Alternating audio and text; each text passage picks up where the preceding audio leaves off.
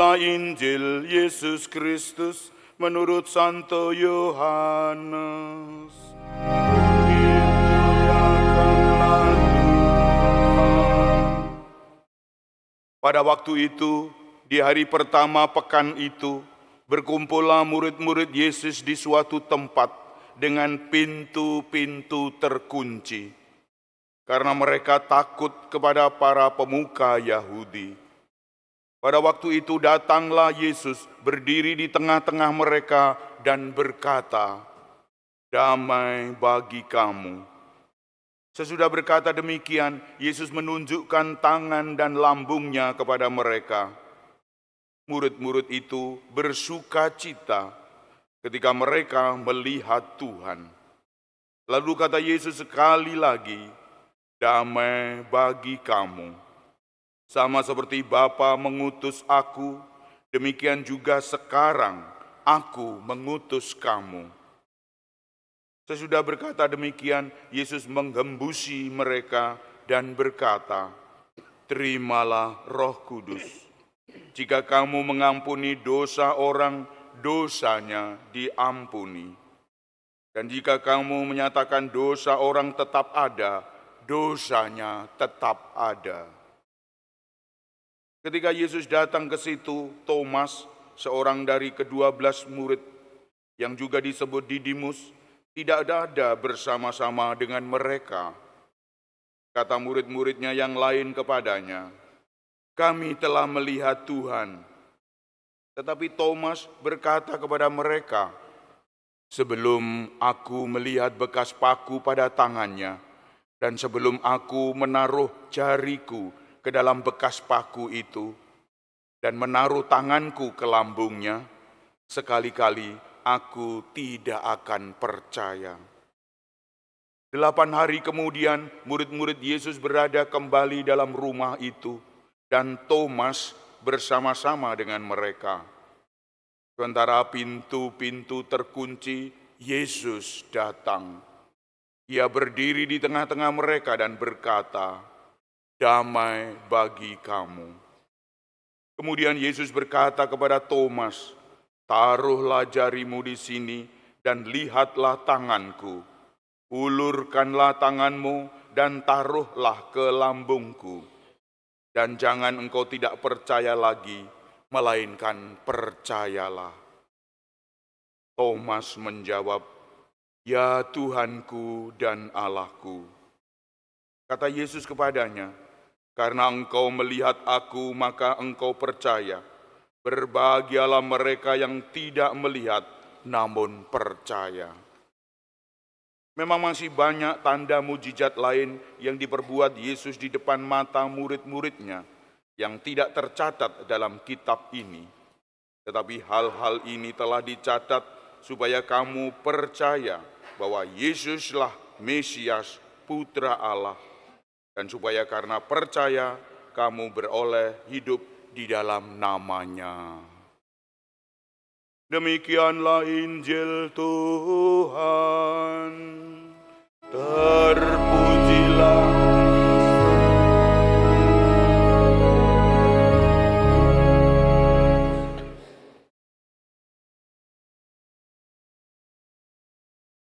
Bapak Ibu, saudara-saudara yang terkasih dalam Kristus, masih dalam suasana Paskah, kita bergembira bersama keluarga, saudara-saudara yang lain, bersama umat lingkungan wilayah, dan mungkin mengunjungi sana-sini.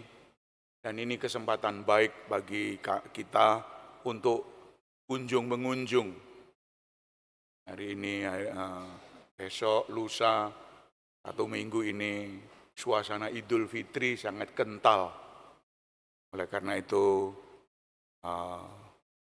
selamat datang di kota Surabaya bagi mereka yang dari luar kota yang berkunjung ke Surabaya. Inilah Surabaya, kota metropolitan. Yang kedua, ramainya. Bapak Ibu, saudara-saudara yang terkasih, namun di tengah-tengah kegembiraan ini, kita teringat akan para murid yang merasa takut. Takut karena pemuka-pemuka Yahudi nampaknya membunuh Yesus. Mereka takut kalau juga membunuh mereka, membunuh para rasul. Maka biasa orang takut itu selalu bersatu dengan yang lainnya. Ayo sama-sama takut, gumbul, sama-sama takut ndelik, ndepis, pojok, takut. Itulah rasa takut, saking dalamnya takut itu. Sampai pintu-pintu terkunci. Dan di sanalah Yesus datang menguatkan hati para murid. Dari mana ke mana Yesus datang?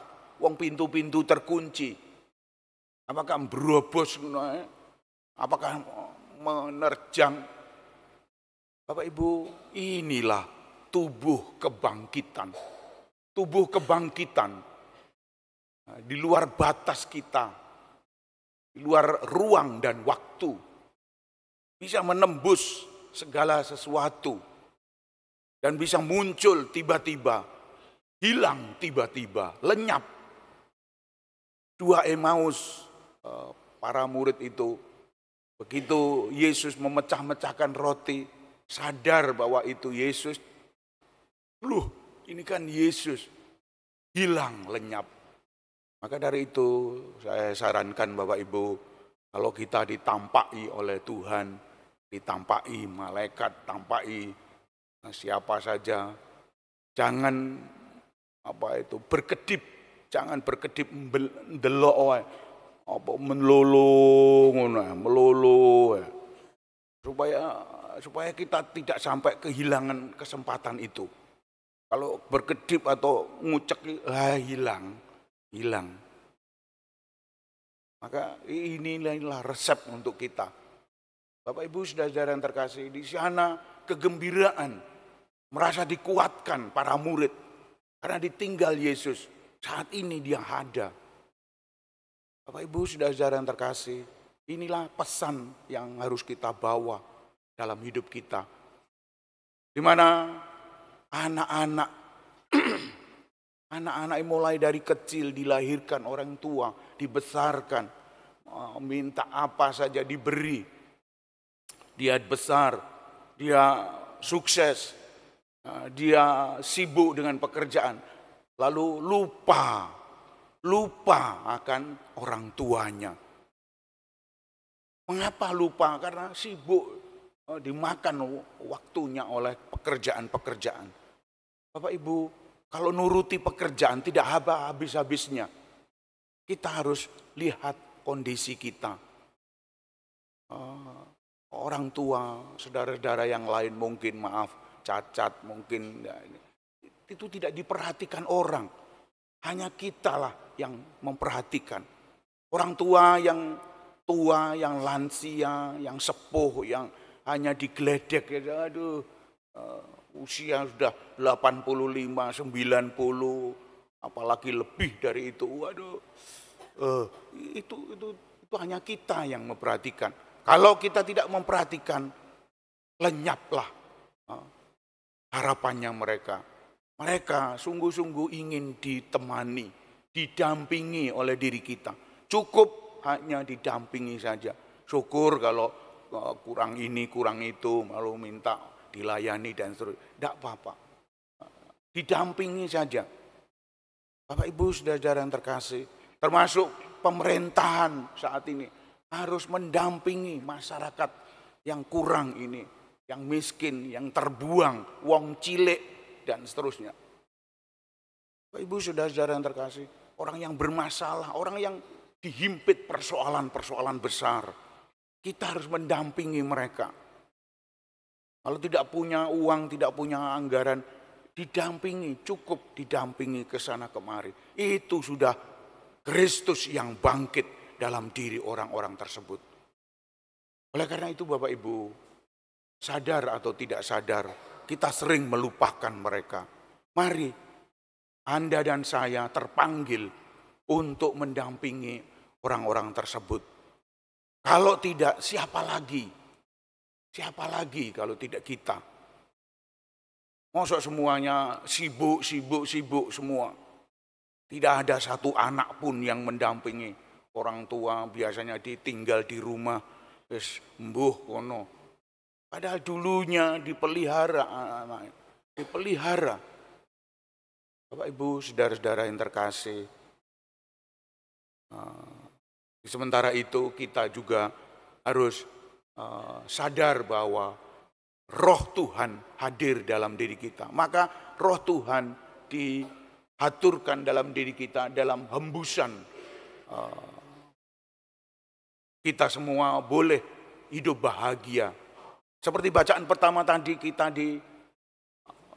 ditemani saudara-saudara yang lain. Harta benda mereka diberikan kepada diri kita. Sehati, sejiwa hidupnya. Tidak ada hidup untuk orang lain. Hidupnya seluruhnya untuk kebersamaan, kerukunan, kedamaian. Dan itulah jemaat pertama, jemaat awali untuk contoh kita. Bagaimana hidup itu, contohnya seperti jemaat awali itu. Kita terpanggil sampai ke sana Bapak Ibu saudara-saudara. Sampai ke sana. Kalau hidup kita terseok-seok, cukuplah mencari orang-orang yang seiman untuk tetap setia kepadanya, untuk tetap meguru. Carilah orang-orang yang sepuh untuk kita berbelas kasih kepada mereka.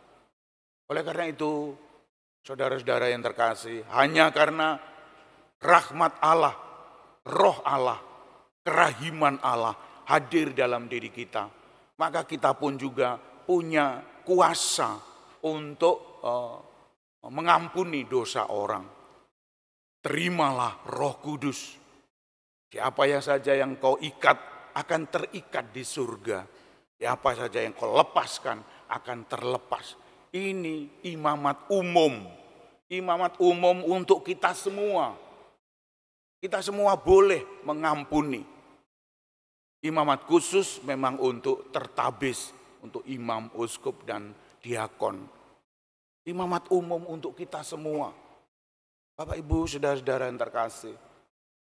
Imamat umum kalau tidak dimanfaatkan kita semua, hilang, musnah. Oleh karena itu, kerahiman Allah hadir dalam imamat umum ini. Karena lebih banyak umat daripada imam atau uskup. Kitalah yang mengampuni sesama kita. Kalau ada seseorang yang bersalah, mari kita bersama-sama mengampuni. Tidak dihakimi, tidak dipojokkan. Oh iya dia itu, oh iya dia itu, oh iya dia itu.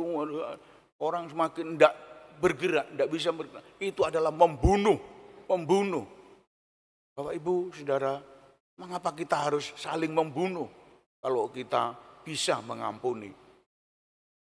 Saya sakit hati bukan kita, banyak orang yang sakit hati. Banyak orang mengampuni dia. Oleh karena itu gereja selalu berkembang karena gereja pengampun Maharahim, kerahiman ilahi yang menyebar ke seluruh dunia. Oleh karena itu Bapak Ibu, inilah pesan yang kedua yang harus kita bawa dalam masyarakat kita. Berbahagialah mereka yang melihat namun percaya, tetapi yang tidak melihat itu juga boleh berbahagia. Yang tidak melihat Yesus di sana, Yesus sang pengampun di sana. Dia melihat orang-orang yang bersalah harus diampuni. Orang yang bersalah itu harus diampuni. Kalau kita saling cemooh, saling membunuh, saling memojokkan, itu roh-roh, itu anak-anak setan. Yohanes tadi dikatakan bahwa kita adalah anak-anak Allah karena roh Allah ada dalam diri kita. Tidak ada orang yang berbuat baik selain anak-anak Allah ini. Maka kita pun juga disebut anak-anak Allah karena kita mewarisi perilaku-perilaku Allah, semangat Allah, sifat Allah kepada diri kita. Oleh karena itu, Bapak Ibu dan kami semua terpanggil untuk selalu berbuat kebaikan-kebaikan. Karena kalau tidak kebaikan ini kita berikan, maka hilanglah kesempatan-kesempatan. Kita tidak bisa hidup sendirian, kita tidak bisa hidup tanpa mengantungkan orang lain. Harus berbuat kebaikan-kebaikan dengan orang-orang dekat kita. Pak sopir, Pak kondektur, Pak kebon, Pak yang nyapu-nyapu, plat kuning, dan harus kita baiki semua. Itu baru tanda bahwa kita murid-murid Tuhan. Kalau mencintai yang tinggi-tinggi, yang baik-baik, itu sudah biasa. Yang terhormat itu sudah biasa. Nanti paling kecipratan kehormatannya. Tapi mencintai mereka, kita tidak dapat apa-apa. Tapi Allah yang memberi. Oleh karena itu Bapak Ibu, marilah pada kesempatan ini, Minggu Paskah, Minggu Kerahiman Ilahi, kita terpanggil untuk mewartakan kerahiman ilahi kepada dunia, kepada masyarakat sekitar kita. Tuhan memberkati kita. Amin.